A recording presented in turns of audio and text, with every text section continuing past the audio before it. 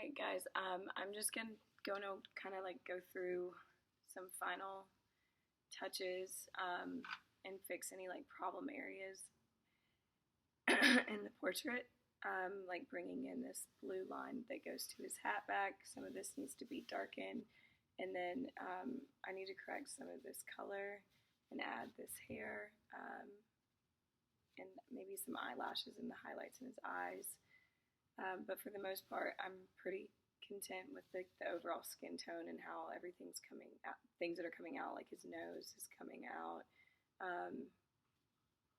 And you can see that it's not really like blended together. It's just kind of placed in shapes on his face. And I think that helps to naturalize it a lot. So I'm going to start with darkening up this hairline right here. Sorry, my throat, I'm just pretty sick, so I'm also a little out of it, so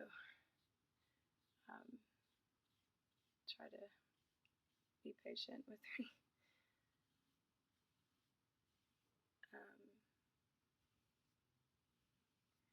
The hair, the color of blonde hair, it was the first time I've ever painted blonde. It's kind of tricky to get the right color because it's not yellow. And I ended up doing kind of just like using his skin tone and adding a little bit of a deep yellow to it because it mutes it a lot. The natural colors that I was using in the skin tone kind of helped me create that blonde. And this is ivory black, which is transparent. So it's not just covering like in a really harsh way. You can still see some of the blue through it.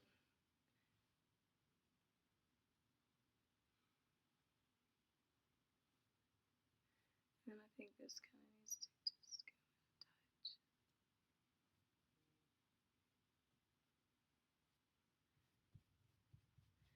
And I'm going to darken up some of these little areas that would be in the shadow with this transparent black.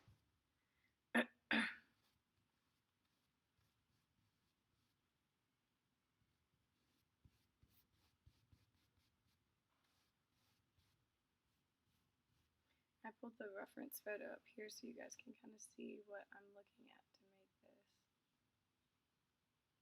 I think the most essential part of making a good portrait, or at least for me, is starting with a good drawing.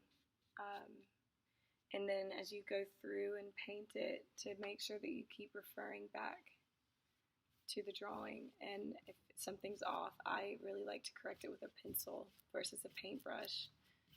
That way you're not worried about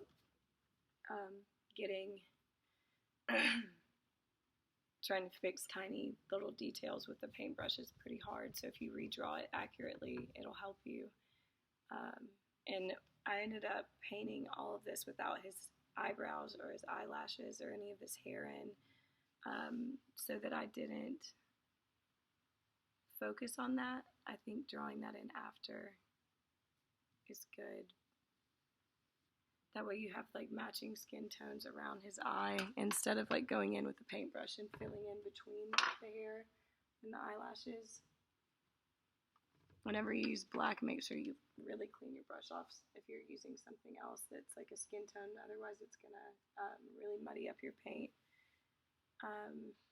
So this to me is a little bit off, so I might add a little bit more warmth over here.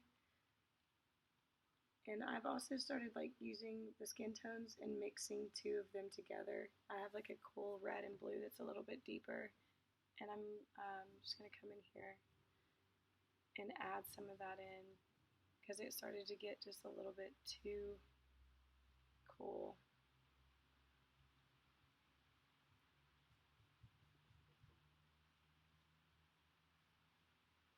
Cover some of that hair up. It's so blonde that it's like in certain areas it's not,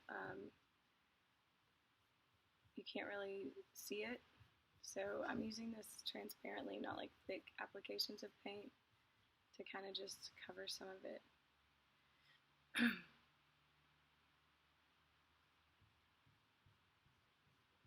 You can do that too to like kind of blend some of the edges in between like the redder colors and then the or cooler like highlights that are almost white. And I'm going to add a little bit more of this blonde color that I made. And that looks a lot more natural than those darker ones that I was using before. And then it does get a lot darker at the top where it's in the shadow from the hat.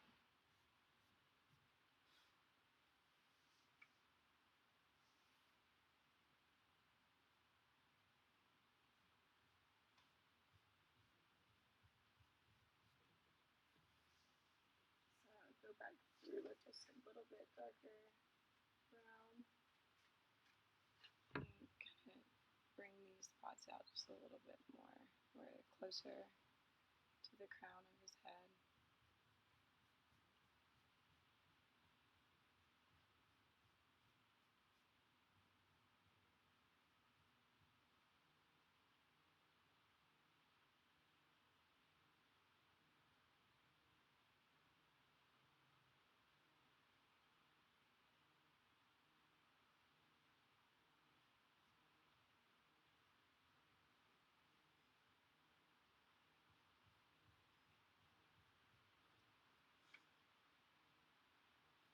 And this right here needs to just be darker in general.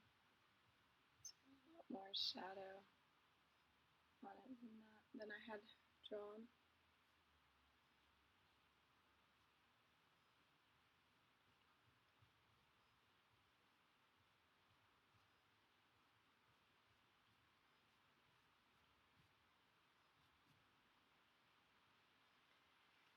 And I'm going to go back over again with even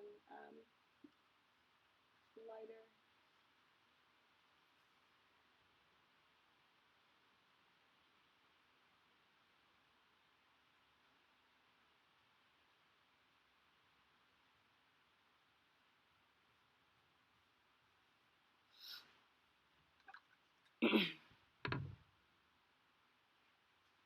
And I think it kind of needs a little bit of a reddish tint.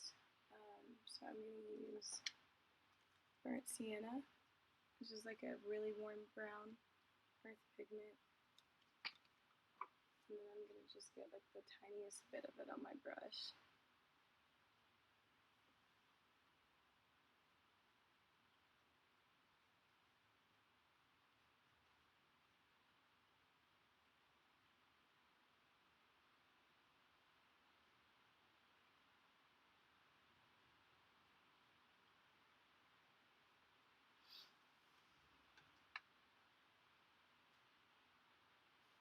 And I feel like I might have overdone it just a little bit right here. Cover some of that up.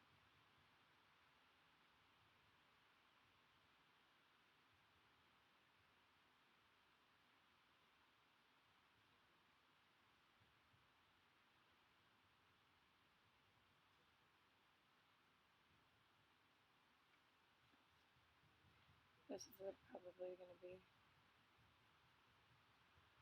the hardest part because these little hairs are like starting to look stylized, which means that they're like too repetitive and doesn't make them look natural. And this highlights all the way up to here.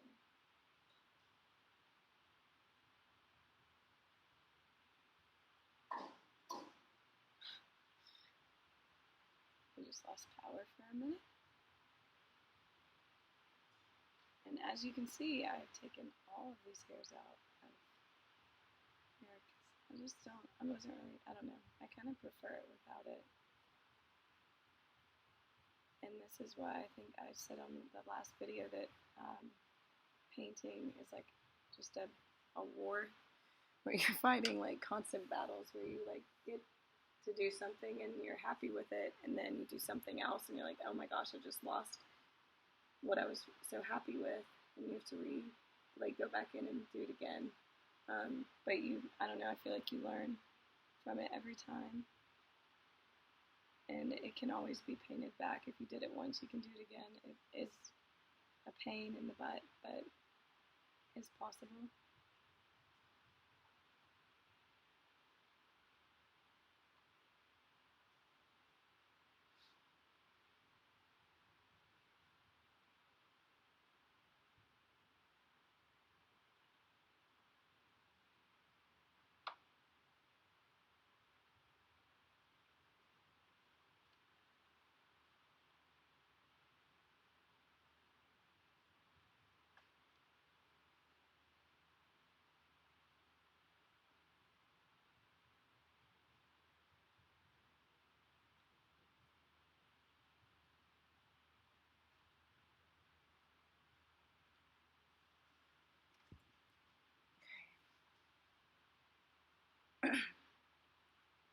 Try that again.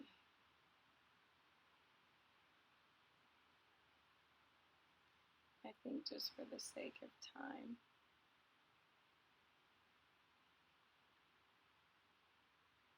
I'm going to kind of simplify this.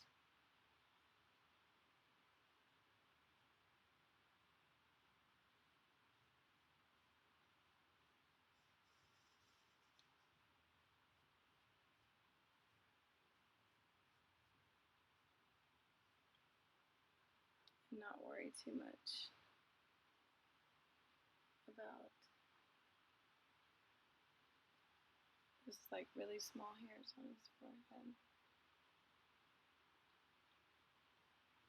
Like most of the videos were a little bit long, so we won't worry about it. And I am also going to go back through this black again now that I've added that, because the hat is covering the hair. So in order to make that more obvious, I'm just going to come back through and kind of make sure that the hair is not overlapping with this dark line.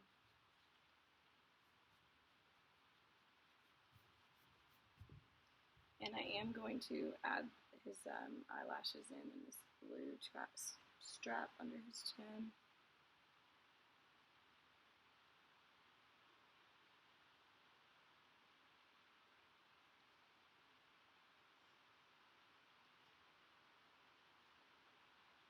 And that one's close enough.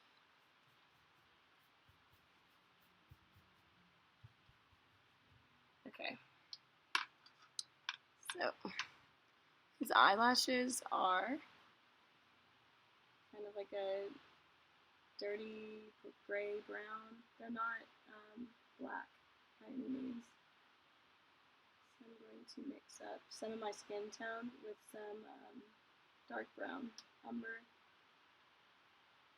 And I'm going to really like pay attention to the direction of the eyelashes because they shift in different places, and they do also they curve it out at different areas.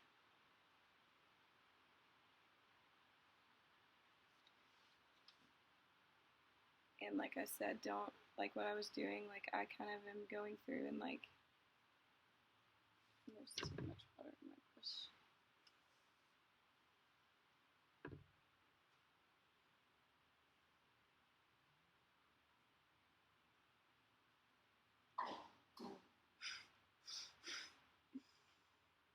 It's too funny.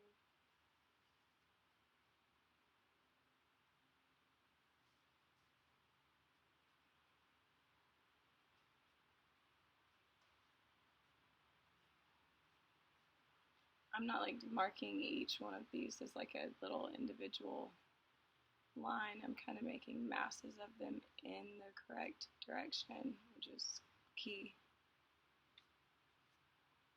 And if you figure out your paintbrushes a little bit, you'll start to see like which ones can make certain textures, and some are going to be better for hair. And I actually think I just have a new brush that might do this better than this one.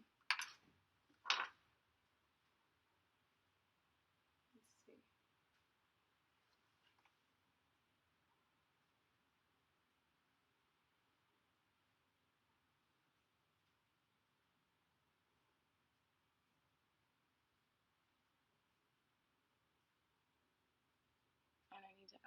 bit more darkness to that. And because I had too much paint or water on the last paintbrush, it's gonna have to dry before I can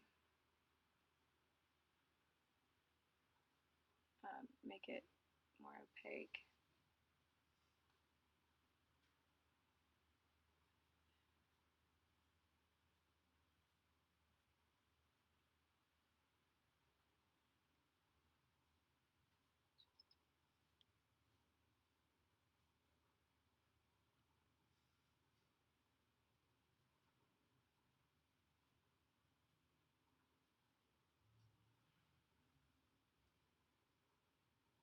And I'm going to let both of those dry, and then I'm probably going to go back in with a little bit more brown to deepen it a little bit. But I like to do this like at a little bit of a slower pace where you build gradually.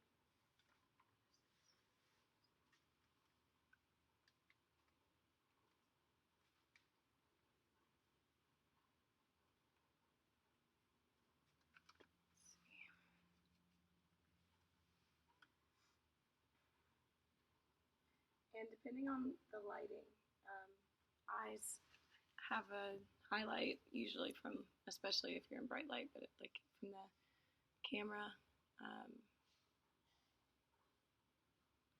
and that it really helps to like make it look so, the eyes look so much more focused, I guess, focused and realistic. And I might add some of these highlights on the lip. They're usually on both the top and the bottom. And there's also going to be highlights on your teeth. But I think that other than like going back through and darkening those eyelashes, I think that's all I'm going to do to this one before I say it's done. I could add like a little bit of a highlight here. And you want to go in the direction of the object. I'll just kind of break it up and make it look a little bit less flat. But I think that's kind of a good overall for how I would do the portrait. Minus the eyelashes, correcting those just a little bit. And after I put the eyelashes in, I might go back in with a little bit of a darker brown or black and kind of define that line where the iris and the eyelash line are separated. But yeah, that's it.